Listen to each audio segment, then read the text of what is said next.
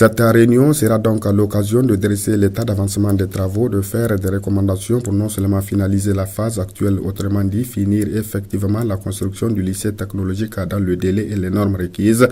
mais aussi et surtout pour envisager la phase suivante qui sera consacrée à la mobilisation de ressources nécessaires pour l'équipement de cet établissement afin de le rendre opérationnel. Occasion pour le représentant du gouverneur de la région de Difa de présenter ses vifs remerciements à la BAD au PNUD et au gouvernement nigérien pour avoir sauvé ce projet combien important pour le Niger en général et la région de Difa en particulier. Quant au représentant du ministère des Enseignements professionnels et techniques,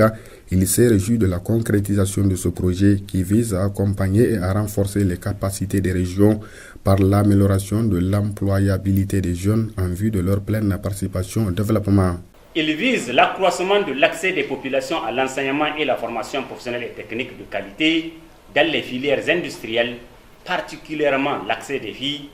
l'amélioration des programmes de formation en cohérence avec la demande du marché de l'emploi et le renforcement des capacités des institutions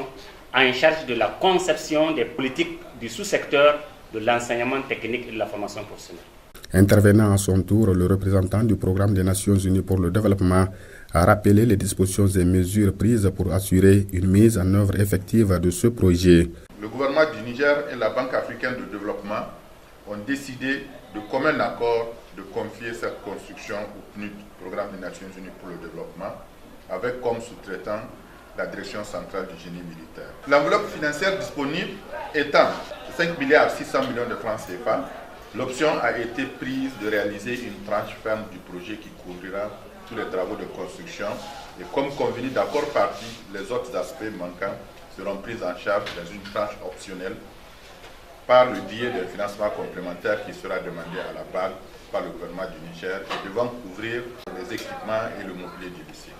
Notons qu'auparavant, la visite du chantier effectuée à cette occasion a permis aux membres de ce comité d'apprécier le niveau d'exécution des travaux de construction du lycée technologique de Difa, un lycée qui sera doté d'un internat, des salles de cours, des ateliers de travaux pratiques, des réfectoires et des dortoirs.